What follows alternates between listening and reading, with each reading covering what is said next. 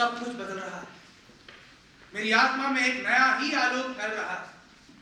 गुरुजन भी आज मुझसे प्रसन्न है। लोग अब दुर्योधन पर भी विश्वास कर रहे हैं। ऐसा लगता है जैसे मेरे सारे कलंक धुल गए। अरे कौन कहता है कि बिना मेरे स्वर्ग नहीं जीता? मेरा मन तो इस समय स्वर्ग के आनंद से भरा जा रहा है। आज पहली बार मालूम हुआ मुझे मेरी आत्मा कितनी बोझ है। पर इस के बाद ऐसा लगता है जैसे सारा बोझ उतर गया। एक छोटे से पंछी की तरह हल्का हो गया मेरा मन। गांधारी पुत्र, आपने कर ठीक किया। क्षत्रियों की सारी संपत्ति तो उसके धनुष में ही थी। आपने सारा धन दान करके बहुत ठीक किया। जो क्षत्रिय अपने पुत्रों के लिए धन जोड़ता है वह ठगा जाता है। राजा को अपना सारा धन दान करके अपने पुत्रों के लिए उत्तराधिकार में सिर्फ धनुष दे देना चाहिए। अंगराज करने एकदम सही बात है। यज्ञ भली भांति संपन्न। यज्ञ में किसी प्रकार का व्यवधान उत्पन्न नहीं हुआ। इस यज्ञ का अनुष्ठान करके दुर्योधन ने मेरा ही मान बढ़ाया। मित्रों और परिजनों के बाद शिष्य का सारा दोष तो गुरु पर ही आता है। माता और पिता तो उसे बचपन में ही गुरु के हाथ सौंप देते हैं। इस यज्ञ के बाद तो लगता है जैसे एक नया दुर्योधन ही पैदा हो गया। वरना धूर्त की राज के छल प्रपंच करने वाला दुर्योधन तो गांधारी पुत्र, सौभाग्य से आपका यज्ञ संपन्न हुआ। आज आपका अभ्युदय हो रहा है।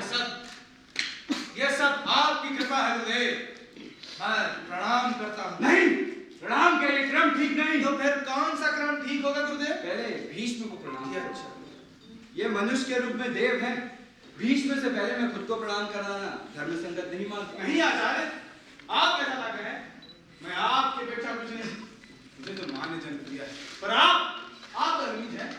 मेरी जीविका आयु है, पर आपकी जीविका स्नेह। और आप ब्राह्मण हैं और मैं क्षत्रिय। आप गुरु हैं और मैं इसलिए पहले प्रणव आप ही है गुरुदेव। महात्मा लोग आत्म प्रशंसा नहीं करते। ठीक है वत्स, तुम पहले मुझे प्रणाम कर सकते हो। आचार्य, मैं प्रणाम करता। तुम्हारा अभ्युदय यज्ञों में इसी तरह ठिकाना प्राप्त करो। अनुग्रहित हूँ पितामह, मैं प्रणाम करता। आओ और तुम्हारी बुद्धि इसी तरह से शांत हो। अनुग्रहित हूँ मामा, मैं प्रणाम करता। बस इसी प्रकार यज्ञ करते रहो। यज्ञों में बड़ी बड़ी दक्षिणाएं देते रहो। और अंत में राजसूय यज्ञ करके जरासंध की तरह सभी राजाओं को बंदी बना लो। आश्चर्य! आशी वचनों में क्षत्रिय को सिर्फ युद्ध की बात सुझती है। इस क्षत्रिय पुत्र को विरोध के अलावा कुछ अच्छा ही नहीं लगता। गुरुओं के बाद मित्रों की बात। आओ भाई, हम गले में। गांधारी पुत्र, यज्ञ के कारण तुम बहुत थक गए हो। मित्रों का प्रगाढ़ आलिंगन तुम्हें कष्ट देगा और मैं तुम्हें भी कष्ट देना नहीं चाहता। मैं तो तुम्हारे इस महर्षि की तरह गंभीर वचनों से भी डरता हूँ। तुम सदा ही ऐसे बने रहोगे। मामा, सभी राजा आए पर विराट नहीं क्यों? मैंने उन्हें बुलाने को दूत भेजा है। संभव है वे मार्ग में ही हो। गुरुदेव, आप मेरे धनुर्वेद के उपदेष्टा हैं। कृपा करके अपनी दक्षिणा तो जो भी हो सो स्वीकार करें। दक्षिणा रहने दो वत्स, मैं कभी कालांतर में इसे मांग लूंगा। आचार्य होकर आप याचना करें, ऐसा कैसे संभव है आचार्य? दक्षिणा की क्या आवश्यकता है? आचार्य युवावस्था में विधि विधा से सम्मान कर चुके हैं। तुम्हारे छत्र छाया में रहते हैं। यश भी पर्याप्त हो चुका है। ऐसी कौन सी चीज है जिसे आचार्य द्रोण ने न पाया हो? गुरुदेव, आप कहें कि आप क्या चाहते हैं और मैं क्या दूं? तुम कहते हो तो सुनो पुत्र, कहता हूँ। गुरुदेव, मैं आपका सबसे प्रिय शिष्य हूँ, सबसे प्रिय। आपने मुझे शिक्षा दी है और वीरों में मैं प्रथम कोटि में गिना जाता हूँ। प्रथम कोटि में मैंने कई युद्धों में अपना बाहुबल दिखाया है। आप केवल कहें बस कि आप क्या चाहते हैं, मैं क्या दूं। मेरी गदा पर मेरे हाथ रहे, बाकी सारा धन आपका। कहता हूँ मगर मेरा गला रुंध रहा है। क्यों गुरुदेव, आपका गला क्यों भरा है? कोई है यहाँ? महाराज की जय हो। चल लाओ। क्या महाराज की?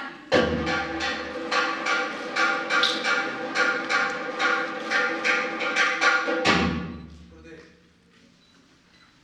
आंसुओं से पवित्र हो गए। चल दुर्योधन, मेरी कार की सिद्धि के लिए यही मुखोदक होगा। धिक्कार है, धिक्कार है, धिक्कार है। मैं प्रकृति से ही फूटे हूं, यही मानते हैं ना गुरुदेव आप आज तक। अगर आपको अब भी ऐसा लगता है गुरुदेव, अगर आपको अब भी ऐसा लगता है कि आपका दुर्योधन आपकी कहीं इच्छा पूरी न करेगा तो बढ़ाइए अपना हाथ, मैं अपने जीवन को इस पर समर्पित करता हूं। मुझे विश्वास हो गया, पूर्ण विश्वास।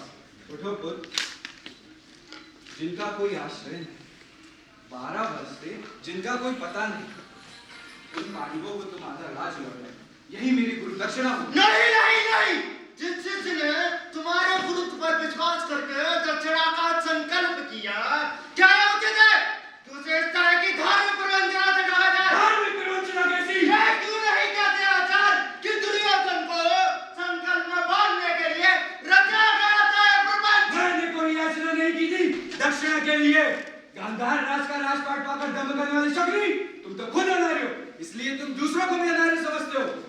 पांडव पराये नहीं है, कौरवों के भाई है भाई, और अपने भाइयों को पैतृक राज लौटाना प्रवंचना कैसे है? मांगने से राज दे देना अच्छा होगा, या ये अच्छा होगा कि पांडव उसे बलपूर्वक छीन लें? बलपूर्वक क्यों? कौन तू दुर्योधन? तुमने अभी अभी एकांत स्नान किया है, शकुनी की बातों पर कान मत देना, वे तुम्हारे मित्र नहीं शत्रु हैं। आज पांडव द्रौपदी का जंगलों की खाक छान रहे हैं, आज तुम उनसे भिड़ू हो और वे तुमसे। तुम ही कहो ये सारा नृत्य क्यों? इसके लिए शकुनी सिवा कौन दोषी है? मैं आपसे पूछता हूं आचार्य, आपसे, अगर मैं पांडव बल से ही राज्य प्राप्त करने में इतने समर्थ थे, गुरुदेव तो उनका वो सारा बल तब कहां गया था जब दूध क्रीड़ा में हमने उन्हें पराजित किया, उन्हें लज्जित किया, उन्हें अपमानित किया, तब उन्हें अपना पराक्रम क्यों न दिखलाया? तब क्यों अपने मुंह छुपा रखा? ये मुझसे क्यों पूछते हो? मुझसे पूछो आचार्य। जो धर्म से नहीं धर्म के छल से खड़ा गया था, उसी के इशारे से भीम रुक गया था, वरना भीम तो खंबे उखाड़कर तुम ही पर टूट पड़ने को था। युधिष्ठिर भीम को न रखता तो शकुनी हम पर लांछन लगाने के लिए जीवित ही ना। आचार्य कार्य ही मुख्य है, बहस का विवाद बढ़ाना लक्ष्य नहीं। या दीनता दिखलाना ठीक नहीं गांगे, अगर विवाद होता है तो विवाद ही सही। शकुनी का अपना अतीत ही भूल गए। क्षमा करें आचार्य, सुनो बहुत, आज पांडव निर्बल है, निराश्रय दुखी है, ये तो घर का दम भी नहीं करते, वे तुमसे प्रेम करते हैं, तुमसे बड़े हो। आज इस हालात में तुम उन्हें अपने परिवार में आश्रय दोगे या यूं ही जंगल भटकने को छोड़ दोगे? अगर उनके भाग्य में जंगल भटकना बता है तो भटके। आचार्य आप क्रोध न करें, दुर्योधन की तो आदत है, वो अपने हित की बात सुनकर भी क्रोधित हो जाता है, उसमें दूसरों की प्रशंसा सुनने का खैर नहीं है। और इस बात को यही खत्म कीजिए और पांडवों का कार्य कीजिए। दुर्योधन से लड़ना व्यर्थ है, उसे थोड़ा स्नेह से समझाइए। इस मत वाले हाथी को फुसलाते वश में किया जा सकता है। ब्राह्मण तेजस्वी होता है, तुमने एकदम ठीक समय पे याद दिलाया। आगे से मैं तुम्हारी इच्छा का अनुसरण करूंगा।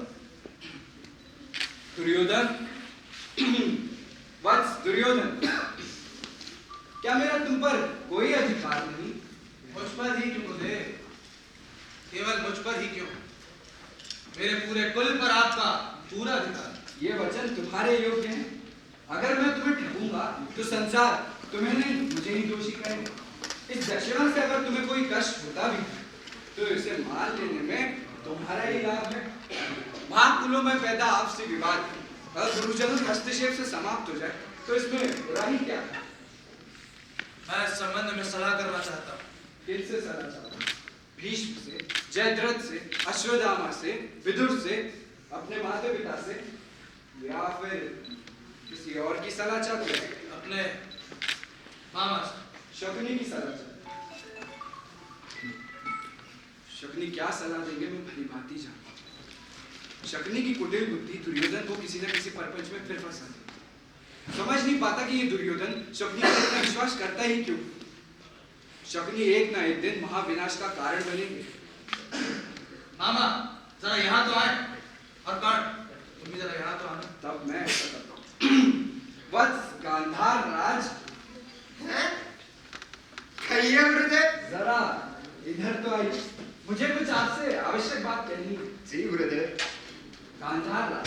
बुढ़ापे में क्रोध कुछ अधिक ही आता है। अगर मैंने आपसे कुछ कटु वचन कह दिए हो तो इसमें भला यही है कि हम भले आचार्य शकुनी को मना रहे हैं। पांडव का प्रेम आचार्य से जो न करा ले थोड़ा, लेकिन ये शकुनी अपनी कुटिलता से बाज नहीं है।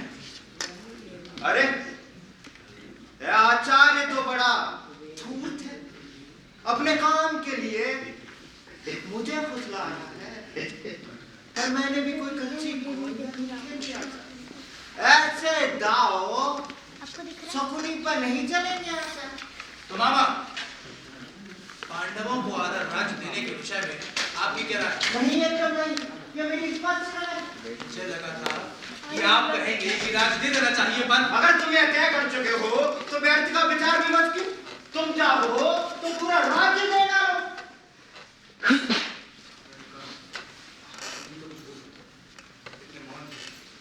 मैं भला क्या कह सकता हूँ?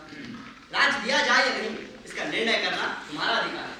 मेरा काम तो युद्ध करना है, सो ऐसी जब भी स्थिति होगी मैं तुम्हारी सहायता करूंगा। मैं बस इतना ही कह सकता हूँ। मामा, कोई ऐसी जगह ढूंढो जो एकदम दूसर हो, एकदम बंजर, जहां बलवान शत्रुओं का आतंक हो। पांडवों को ऐसी ही जगह रखा जाना चाहिए। है कोई ऐसी जगह? अर्जुन से ज्यादा कोई बलवान नहीं। और जहां पे युधिष्ठिर राजा होंगे वहां पे बंजर भी उपजाऊ हो जाएगा। मैं आचार्य के हाथों में जल छोड़ चुका हूं और ये संकल्प का प्रमाण है, और शास्त्रों में भी कुछ ऐसा ही कहा गया है। इसीलिए अनीति हो या ठगी, मैं संकल्प को सत्य सिद्ध करना चाहता हूं। क्या तुम विद्या भाषण से मुक्त होना चाहते हो? हाँ, एकदम। तो बच्चों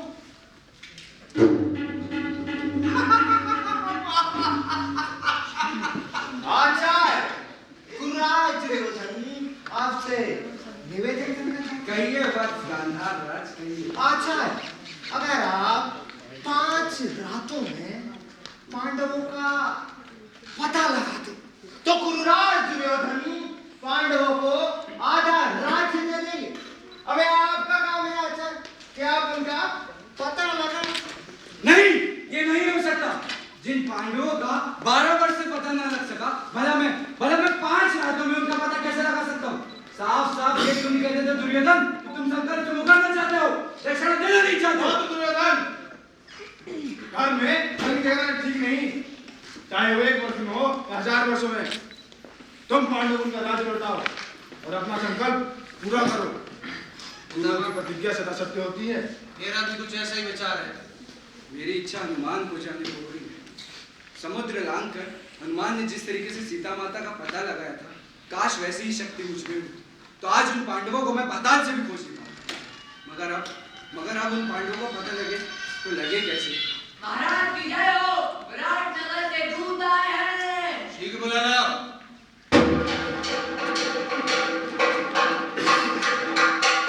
महाराज की जय हो। या विराट स्वयं आए?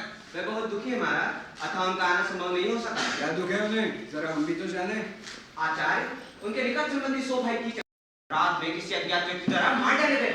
मैं तो मेरे शरीर में किसी शस्त्र का घाव नहीं है महाराज। लगता है किसी अज्ञात व्यक्ति ने मेरे हाथों ही उनका वध कर डाला। क्या 100 कीचकों को बिना किसी शस्त्र के मार डाला गया? जी महाराज, एकदम बिना किसी शस्त्र के। महाराज की जय हो। बिना किसी शस्त्र के ये काम कोई और नहीं कर सकता। लगता है मेरा संदेह ठीक है। लगता है इस सहयोग से कुछ हित होना ही पता है। ये विकट समाचार ही मुझे विचलित करने को बजाय एक आंतरिक प्रसन्नता पैदा कर रहा है। आचार्य से इस बारे में बात करूं? नहीं, अभी ठीक ना होगा। आचार्य, आप 5 रातों की शर्त स्वीकार करें। अरे ये क्या कह रहे हैं गांधी आप? पांडवों का पता लगाना कोई खेल नहीं। मैं ऐसी असंभव शर्त बिल्कुल स्वीकार नहीं करूंगा। इससे कुछ बताना ही होगा। अरे आपने सुना ना, निश्चय ही काम भीम का लगता है। वे ही इतने बलवान हैं। लगता है कौरवों के 100 भाइयों को भीम ने कीचकों का वध करके निकाला है। ये बात निश्चय के साथ नहीं कही जा सकती। अरे पंडित, नदी किनारे सिंधु खनन स्थान से विश्राज को नहीं पहचानोगे? तो विश्राज, समझो कि काम बन गया। दुर्योधन, वत्स दुर्योधन, मुझे तुम्हारी 5 रातों वाली शर्त स्वीकार है। तो ठीक है आचार्य, पर मैं भी अपना संकल्प पूरा करूंगा। चाहो तो इस पर पुनः विचार कर लो। समय आने पर विचार कर लूंगा आचार्य। आचार्य तो बड़ा झूठ, कहीं मेरी चाल मुझी को उल्टी ना पड़ जाए। क्या सचमुच ही पांडवों को आधा राज्य दे देंगे? क्या सचमुच ही इस यज्ञ ने दुर्योधन की आत्मा को बदल डाला है? यज्ञ की उस विराट अग्नि ने जला डाला है सारा द्वेष और घृणा। नहीं, मैं इतनी आसानी से आचार्य द्रोण से मात नहीं खाऊंगा। नहीं। गांधे, शकुनी को आज मात खानी पड़ेगी। आचार्य की किसी सीमा पार कर रही मेरे मन को शंका हो रही कहीं दुर्योधन को ठगने के चक्कर में आचार्य खुद ही न ठगे जाए। पौत्र दुर्योधन, विराट के साथ हमारा पुराना वैर है, वह तुम्हारे यज्ञ में नहीं आए, इसके लिए उन्हें सबक सिखाना चाहिए। मेरा विचार है कि हमें उन पर आक्रमण करके उनका सारा गोधन छीन लेना चाहिए। ये क्या कह रहे हैं गांधी आप? विराट हमारे पास, उन पर इस तरीके से आक्रमण करना, उनका गोधन छीनना क्या ऐसे नहीं? ब्राह्मण सबसे बड़ा जानवर पांडव नहीं है, सामने आ जाएंगे और हमारा काम बन जाएगा। तो ठीक है, विराट पर तत्काल आक्रमण की तैयारी की जाए, उस पर आक्रमण करके उसका सारा गोधन छीन लिया जाए। यज्ञ के कारण शांत हुई हमारी गदा फिर हमारे हाथ से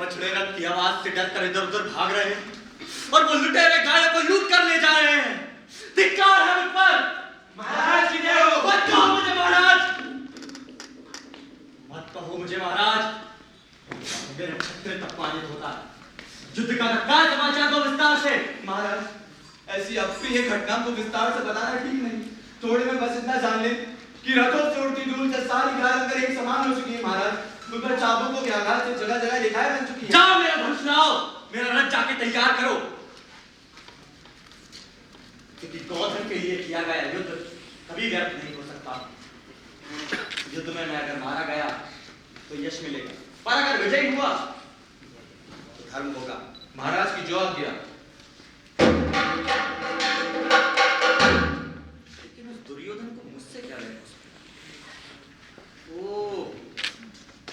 उसके यज्ञ में नहीं जा सका इसलिए तो नहीं, पर मैं उसके यज्ञ में जाता भी कैसे? कीचकों के वध ने पहले ही मुझे बहुत दुखी कर डाला। मुझे तो ऐसा लगता है कि पांडवों के प्रति शायद अधिक स्नेह के कारण, जो भी अब तो युद्ध करना ही होगा। महाराज, भगवान इस तरह में रह चुके हैं। वे दुर्योधन के स्वभाव को अच्छी तरह जानते हो। मुझसे पूछना चाहिए। उनसे कहो हम उनसे मिलना चाहते हैं। जो आप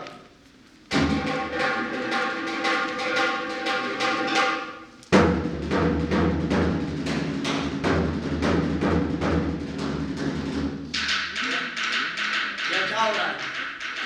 हाथी सजाया जा रहा है, घोड़े और रथ भी तैयार हो रहे हैं। मुझे कुछ शंका हो रही है। मुझे अपने लिए तो कोई डर नहीं, किंतु मेरे भाई बहुत जल्दी ही उत्तेजित हो जाते हैं। कहीं ऐसा ना हो कि इस युद्ध में भीम और अर्जुन प्रकट हो जाए। महाराज की जय। राकेश्वर का प्रणाम। कल्याण करा, आपका कल्याण अनुग्रहित हो। आसन ग्रहण करें।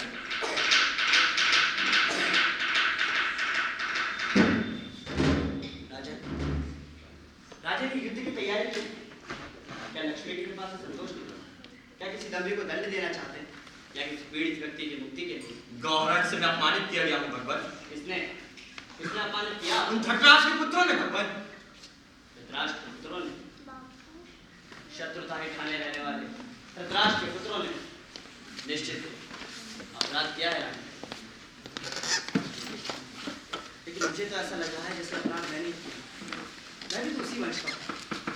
क्या यह एक ही वंश का होने की पीड़ा है? क्या यह उसी का दंड है? आप क्या सोच रहे हैं? कुछ नहीं, कुछ भी तो नहीं। मैं अभी के लिए दुखी हूँ। भगवान, आप चिंता ना करें, आज मैं उनका दम भी दूर कर डालूंगा, क्योंकि समर्थ होकर भी सिर्फ युधिष्ठिर ही सह सकते हैं कि डर देना।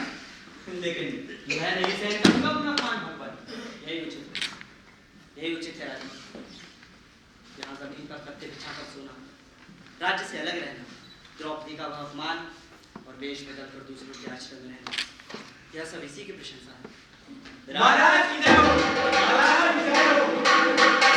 दुर्योधन अब क्या कर रहा है? केवल दुर्योधन ही नहीं महाराज, द्रोण, भीष्म, जयद्रथ, कर्ण, शकुनी, मकरचार्य आए। उनके बाणों से नहीं महाराज, उनके रथों में हरा के दंडों से यह प्रयास किया था। पूजगामी भी आए। अपमानित होकर भी विराट ने पूज्यों के प्रति सत्कार भाव भी बाकी। किंतु पितामह क्यों आए? क्या मेरा अज्ञातवास पूर्ण हो चुका है? कहीं इसी की याद दिलाने तो गांधी नहीं आए? मेरा रथ निकालो भगवान। पूज भीष्म युद्ध में अतिथि होकर आए और आज भगवान मैं अपने बाणों से उन्हें प्रसन्न कर डालूंगा। लेकिन मैं जीत पाऊं ऐसी तो इच्छा ही करना मुझे। आपका जो रथ शत्रु के विनाश में अभ्यस्त था, उसे लेकर तो कुमार उत्तर युद्ध में अपना पराक्रम क्या दिखाया था। कहा? कुमार चले गए? राजन कुमार को युद्ध में जाने से रोकिए। कुमार युद्ध की पद्धति नहीं जानते। अभी उनमें लड़कपन है और वे अक्सर जल्दी उत्तेजित हो जाते हैं। अरे खड़े क्या हो? दूसरा रथ तैयार करो। महाराज की जो आज्ञा। रुको। तुम तो कुमार के रथ के सारथी हो ना? तुमने उसके रथ का संचालन क्यों नहीं किया? गए महाराज, गया तो नहीं। मैं कुमार के पास 2 रथ सजाकर लेकर गया था, किंतु उन्होंने मुझे हटा दिया और ब्रह्मनला को सारथी बनाने ले गए। नहीं जानता महाराज उन्होंने ऐसा क्यों किया। उस ब्रह्मनला को सारथी बना के ले गए? जी महाराज। क्यों? घबराने की आवश्यकता नहीं है राजा। यदि उस रथ पर सारथी बनकर ब्रह्मनला गई है तो निश्चय जानिए कुछ ही देर में शत्रुओं को परास्त कर रथ लौट आएगा। कुमार को बाण चलाने की आवश्यकता भी नहीं होगी। अरे खड़े क्या हो? रथ तैयार करो दूसरा। महाराज की जो आज्ञा।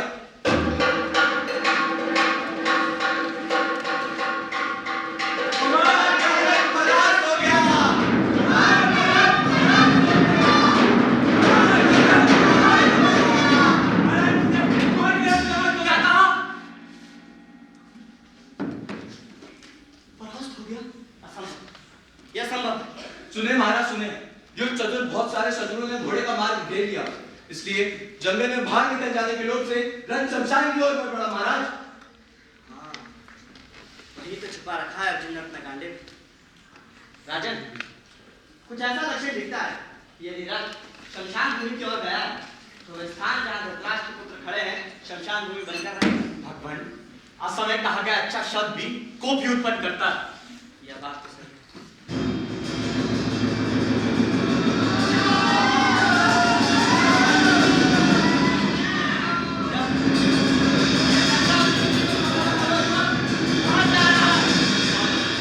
मानो मानो नदी का प्रवाह ही कर दिया।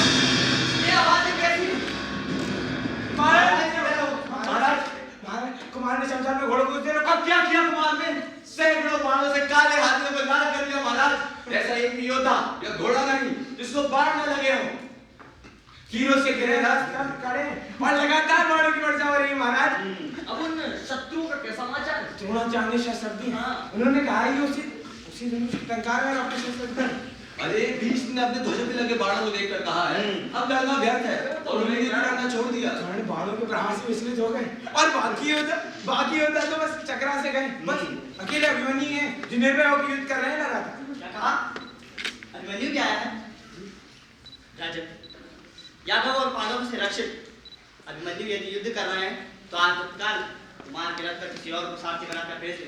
प्रेरणा वहां विवश हो जाएगी राजन। भगवान ऐसा तो कहेंगे ना, क्योंकि परशुराम तक के बाणों से जिनका कवच नहीं छिदा, ऐसे भीष्म को और द्रोण को, कर्ण और अन्य अनेक योद्धाओं को युद्ध से विमुख कर डालने वाला हमारा कुमार, बताइए क्या अभिमन्यु तक को अपने बाणों से पराभूत नहीं कर पाए? अच्छा, ऐसा भी हो सकता है कि अर्जुन की वजह से कुमार अभिमन्यु से मित्रता कर जाए, है ना? अब ऐसा भी हो तो फिर उसमें बुरा ही क्या? और सुने महाराज, कुमार का रथ सारथी द्वारा रोके जाने पर नाचने लगता है और छोड़ते ही तीव्र गति से दौड़ता है। कभी प्रतिद्वंदी को आहत नहीं करता। ऐसा लगता है कि प्रतिद्वंदी को रथ चलाने का कौशल सिखा रहा हूं महाराज। और समाचार सुनाओ युद्ध का।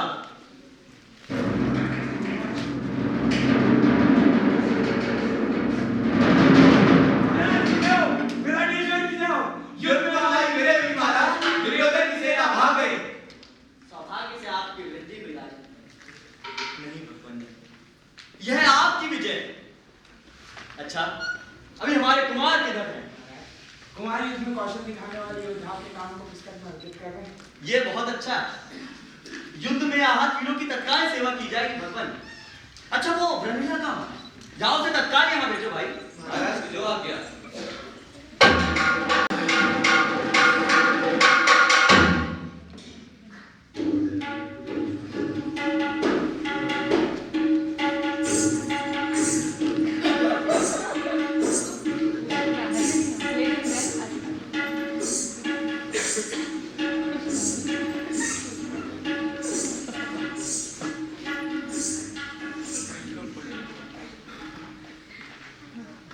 गाड़ी पर मोर भी चढ़ाने में मुझे कुछ समय, कुछ देर तूफानों को पकड़ने और छोड़ने में भी मुझे संकोच होता रहा।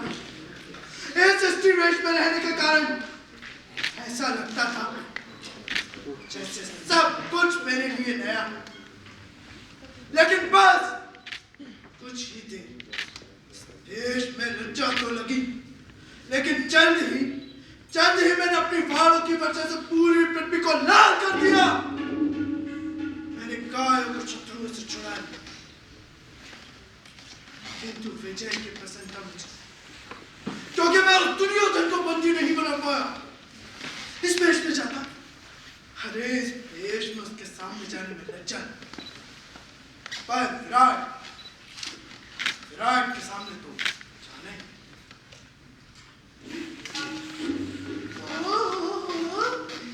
तो आर्य युधिष्ठिर वीर है, ब्राह्मणों के वेश में भी युधिष्ठिर संयुक्त रखते हैं। मैं प्रहलाद को प्रणाम करती हूँ। कल्याण। जय हो महाराज की जय हो। महाराज क्या अभिमन्यु में बंदी बना ली गए? क्या बंदी बना ली गए? नहीं, मैंने आज का तो सारा सैन्य बल तोड़ लिया। अभिमन्यु को भी देखा था। इस सेना में उसकी जोड़ का कोई नहीं।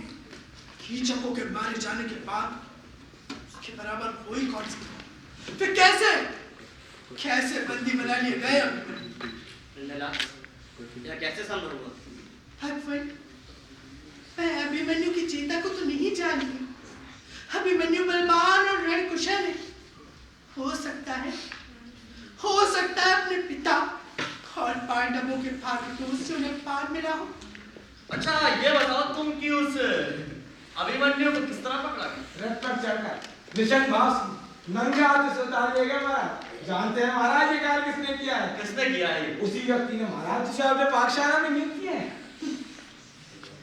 इस तरह भीम ने उसे आलिंगन कर पकड़ा नहीं। मैंने तो दूर से ही देख के संतोष कर लिया। पर भीम अपने पुत्र प्रेम को रोक नहीं पाया। जाओ उस अभिमन्यु को आदर के साथ बुला लो।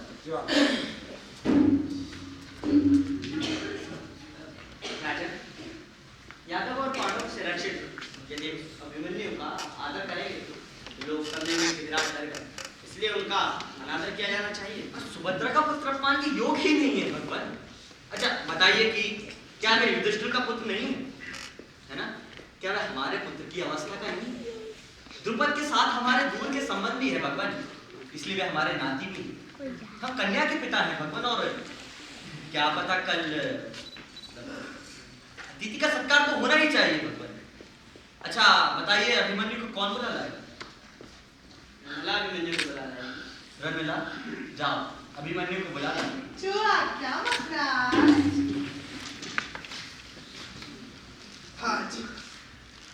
आज बहुत दिन बाद अपने पुत्र से मिलने की मेरी इच्छा पूरी हो।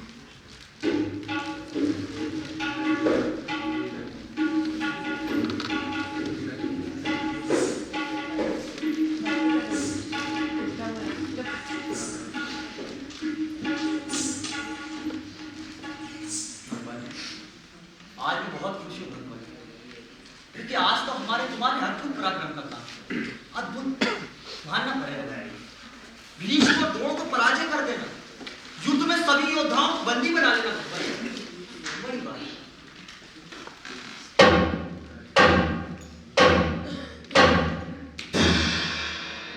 लाक्षागृह में जब आग लगी थी तब मैं अपने चारों भाइयों और मां को उठाकर बाहर ले आया था।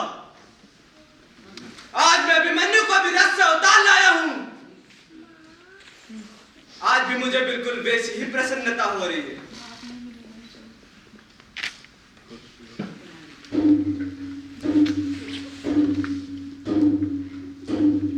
महाराज की जय हो। भगवान मैं प्रणाम करता हूं। आयुष्मान भव।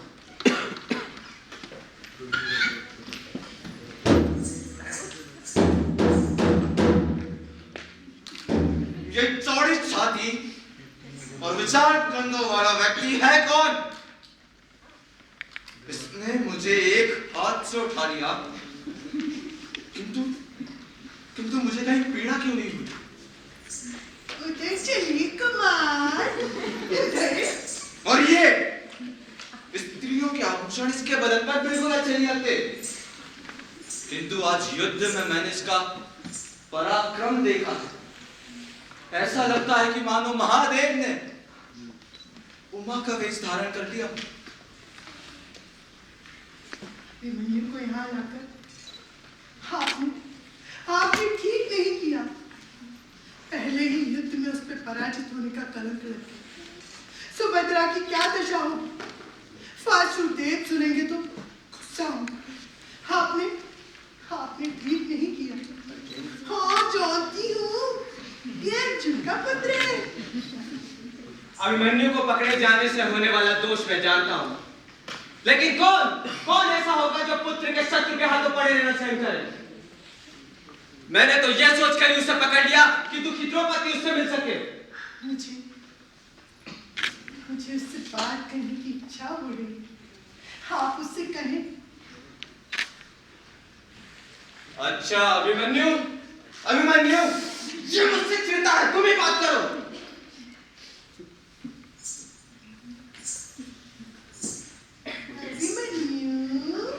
ये क्यों मेरा नाम लेकर मुझे पुकार रही है? क्या क्षत्रिय कुमारों को यहाँ नीच जन भी नाम लेकर पुकारते हैं? क्या यही है यहाँ का व्यवहार? ओहो, मुझे बंदी होने के कारण अपमानित किया जा रहा है क्या? अभिमन्यु, तुम्हारी माँ कैसी है? माँ के बारे में भी पूछ रही है? क्या विवस्त्र है, भीमसेन है या धनंजय, जो मुझ पर पिता के समान अधिकार जताते हैं? अच्छा, अभिमन्यु, तेरे की पुत्र केशव कैसे है? भगवान का भी नाम लेकर पूछ रही है, और ये इस तरह से क्यों हंसती है? तुम इस तरह तिरस्कार से क्यों हंसती हो? कुछ नहीं, बात जिसे पिता और फिर जिसे मामा के होते हुए युद्ध में विश्वनाथ होकर भी क्या तुम इस तरह परास्त होना चाहिए था? ये प्रलाप बंद करो। अपने ही मुंह से अपनी ही प्रशंसा करना बिल्कुल अच्छा नहीं लगता। हमारे वंश में ऐसी रीति नहीं है। जरा सैनिकों के शरीर पर जाके देखिए, बाणों पर कोई दूसरा चिन्ह नहीं मिलेगा। अभिमन्यु कह तो एकदम ठीक रहा। हाथी घोड़े सैनिक में शायद ही कोई ऐसा हो जिसे इसके तीर न लगेगा। मैं तो स्वयं घायल होते बचा। अगर मैंने तेजी से रथ बैठा होता तो मैं आहत हो गया होता। बोलने में तो बहुत तेज हो, फिर पैदल ही उन्होंने तुम्हें कैसे पकड़ लिया? निहत्थे होकर मेरे सामने आए, इसलिए मैं बांधा गया। भला पिता अर्जुन को स्मरण करके कौन होगा जो एक निहत्थे पर प्रहार करेगा? कुमार, इधर चलिए, यहाँ हमारे महाराज हैं। किसके महाराज?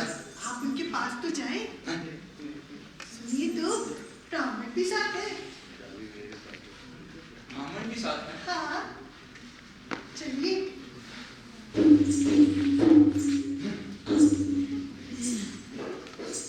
भगवान, मैं प्रणाम करता हूँ।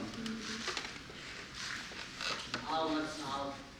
तुम्हारे पिता अर्जुन में त्रिशूलता, नम्रता और वीरता तथा तुम्हारे अन्य पिताओं के सभी गुण तुम प्राप्त करो। अनुग्रह आओ पर तुम मुझे प्रणाम क्यों नहीं करते हो? ये शक्तिपुत्र तो बड़ा घमंडी, इसका जम्मा भी दूर की दे। अच्छा ये बताओ किसने पकड़ा है? महाराज, मैंने क्षत्रियों करिए बस करो। ये हमारे हाथ या हमारे स्वाभाविक शस्त्र हैं। मैं इन हाथों से ही युद्ध कर सकता हूं। शस्त्र तो दुर्बलों के अस्त्र होते हैं। जिनकी बाहें ही अक्षोणी सेना के बराबर हैं, जिनका पराक्रम निष्कपट है, क्या आप हमारे मध्यम तात हैं? क्योंकि ऐसे वचन तो उन्हीं को शोभा देते हैं। तुम्हारे मध्यम तात कौन है? मेरे मध्यम तात भीमसेन हैं, जिन्होंने अपनी ही भुजाओं से जरासंध का वध कर डाला था। बेटे तुम्हारे चीटरी से भी मुझे प्रसन्नता हो रही है। अगर आप मुझ पर कृपा ही करना चाहते हैं तो मुझे बंदी जनों की तरह बंदी बना दीजिए। मेरे हाथ पैरों में बेड़ियां डलवा दीजिए। कोई मुझे नंगे हाथों पकड़ लाया, मेरे मध्यम तात मुझे नंगे ही हाथों छुड़ा ले जाएंगे। मिथ्या प्रशंसा से बहुत कष्ट होता है। बंदियों को मिथ्या भाषण का अभ्यास होता है। ये सब युद्ध में मेरी प्रशंसा करते हैं। मैं भी इनकी प्रशंसा करता हूं, लेकिन मन से आज मैं कितना लज्जित हूं, ये कौन जानता है? आओ कुमार उत्तर आओ। आज के युद्ध के विजेता आओ।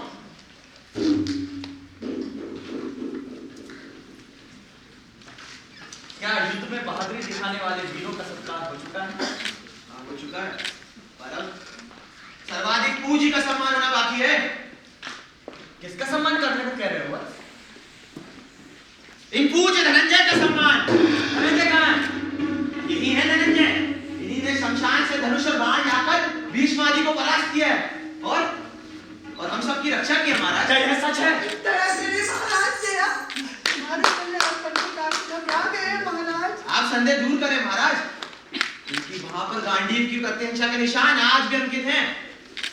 12 वर्ष के अज्ञातवास के बाद वो निशान मिटे नहीं। जरा देखें। यदि मैं भरतवंशी अर्जुन हूं तो निश्चय ही ये भीम है। और आपके बगल में जो बैठे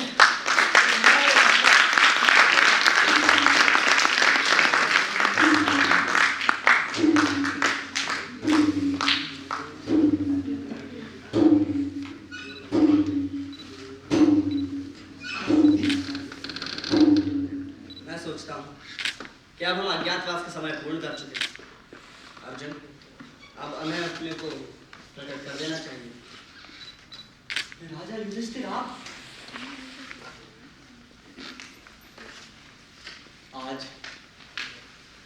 आज पांडवों के इस निवास से मेरे कुल का सारा पाप धुल गया। अब अर्जुन के संग उत्तरा का संबंध मुझे करना चाहिए। अर्जुन, आज्ञा महाराज। कृपया करके 2 हरण युद्ध के बदले आप हमारी पुत्री उत्तरा को स्वीकार करें। ये आप क्या कह रहे हैं?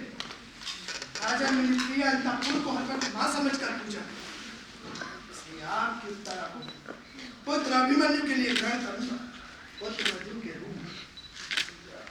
भगवान, आज सभी गुणों से युक्त नक्षत्र है, अतः इनका विवाह आज ही संपन्न हो तो उचित हो। क्यों नहीं? तुम्हारे उत्तर को देश में पितामह को बुलाने भेज देना चाहिए। जैसी इच्छा। बस पीले चावल लेकर जाओ दुर्योधन के द्वार, और भीष्म पिता को पालागी कर कहना उन्हें कुमार। आज्ञा। अभिमन्यु और उत्तरा का गया,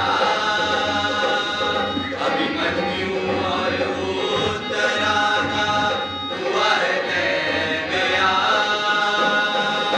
मिलजुल करके आप लोग भी कर लेगी सलाह। कहा युधिष्ठिर ने है कहना न सन विचार। कहा युधिष्ठिर ने है कहना सन विचार। पीले चावल लेकर जाओ दुर्योधन के द्वार। पीले चावल लेकर जाओ दुर्योधन के द्वार।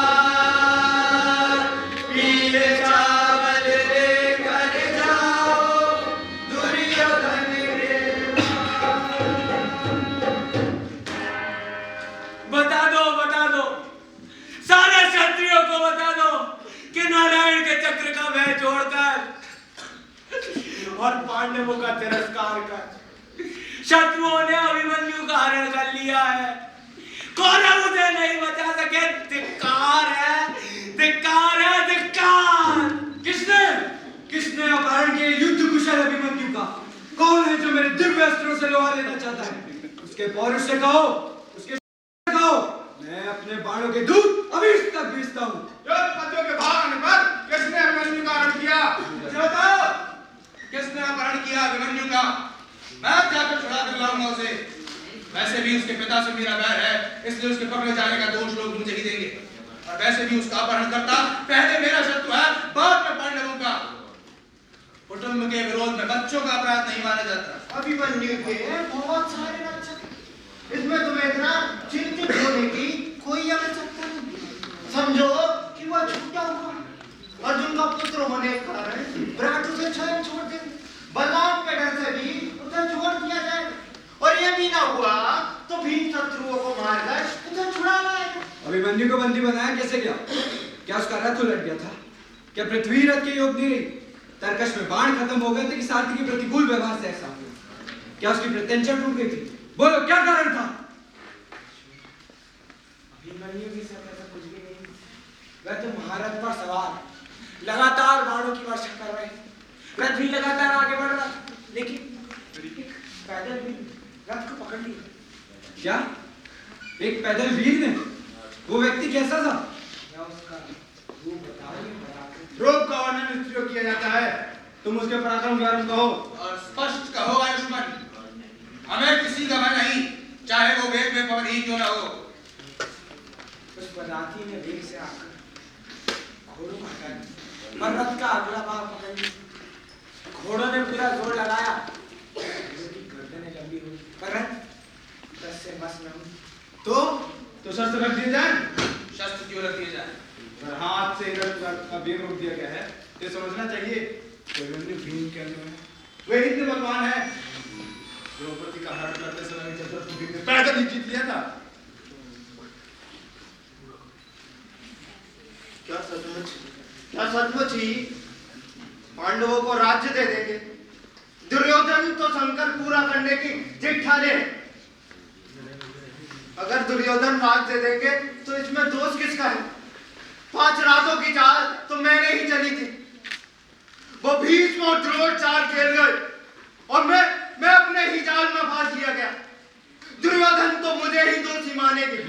अब हो भी क्या सकता है? क्या सोच रहे हो गांधार राज? आचार्य, मैं पूछता हूँ, क्या सारे संसार में भीम को छोड़कर कोई दूसरा बलवान नहीं? अपने प्रियजनों के बारे में तो बहुत कुछ कहा जाता है, क्या पांडव ही सारे संसार में व्याप्त है? गांधार राज, सब कुछ अभिमान से कहा जाता है। युद्ध में सभी योद्धा शस्त्र लेकर युद्ध करते हैं, लेकिन 2 ही योद्धा है जो अपने बाहुबल से युद्ध करते हैं, बलराम और भीम। तब तो आचार्य, हम जैसे वीरों को जिस उत्तर ने पराजित कर दिया, उसे भी आप अर्जुन ही मानेंगे? इसमें भी कोई संदेह है गांधार राज? दुर्योधन, क्या तुमने धनुष पे लगे शब्द पर कान नहीं दिया? तो क्या सचमुच ही पांडवों का पता चल गया कि ये सारा युद्ध पांडवों को खोजने के लिए किया गया प्रपंच मात्र था? भीष्म और द्रोण दोनों ने मुझसे छिपाए रखा, परंतु कीचकों के वध का समाचार सुनकर मुझे इस बात का भान क्यों ना? भीम से मेरी ईर्ष्या ने मुझे ये सोचने न दिया। शकुनी तत्काल युद्ध के लिए क्यों तैयार होगा? भीम के बल को वे बेहद अच्छे से जानते हैं, पर अब क्या हो सकता है? मैंने तो आचार्य के हाथों में जल छोड़कर संकल्प किया। क्यों शांति कर? क्यों? शत्रु के बाण अपनी भुजा की तरफ खिंचाने, यही आपको शांति में कर देना चाहिए। जिस बाण में आपकी भुजा की तरफ की, उसका किसी का नाम लिखा है। बाण लेकर आओ।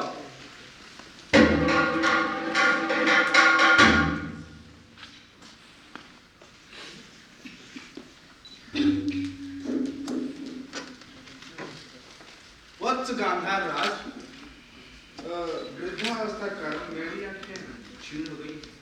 जरा पढ़िएगा तो इस पर किसका नाम लिखा है?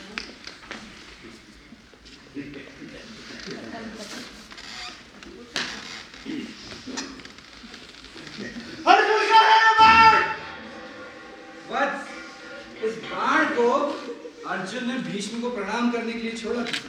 अब ये मेरे पैरों के पास मुझे प्रणाम करना है। आचार्य, इस तरह बाणों पर विश्वास नहीं किया जा सकता।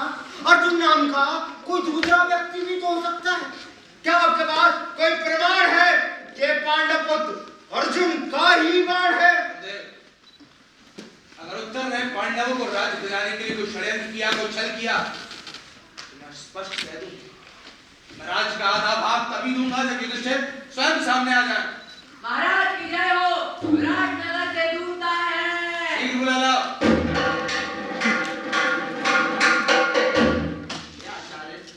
पितामह, राजगण, उत्तर आप सबको प्रणाम करता हूँ। आयुष्मान हो। विराट राज ने क्या कहा? कल कहो। मुझे विराट राज ने नहीं भेजा है, तो फिर मुझे तो पूज्य युधिष्ठिर ने भेजा है। क्या? क्या है? दूसरा उन्हें पुत्रवधू को यहाँ हो या वहाँ, इसका निर्णय तो आप लोगों को ही करना है। वही करो भाई। अरे भाई,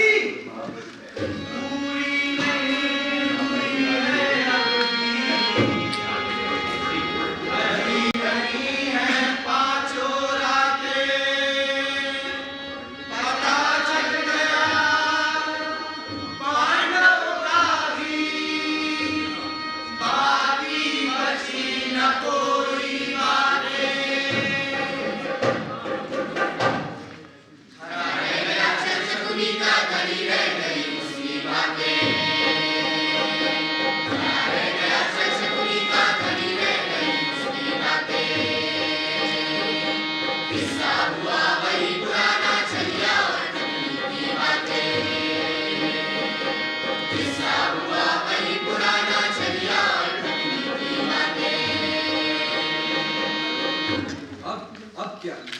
बड़ो बड़ो तो जय दुर्योधन, बड़ो बड़ो तो जय दुर्योधन, पूरा करो वचन अपना, पूरा करो वचन अपना, पूरा करो वचन अपना। मैंने पांडवों को आधा राज्य दिया, यही यश, यही सत्य मेरे बाद भी जीवित रहे। ये दोनों वंश आज फिर मिल गए। बैर खत्म। सज्जनों का हस्तक्षेप महाविनाश को रोक सका। मेरी साधना सफल। बारा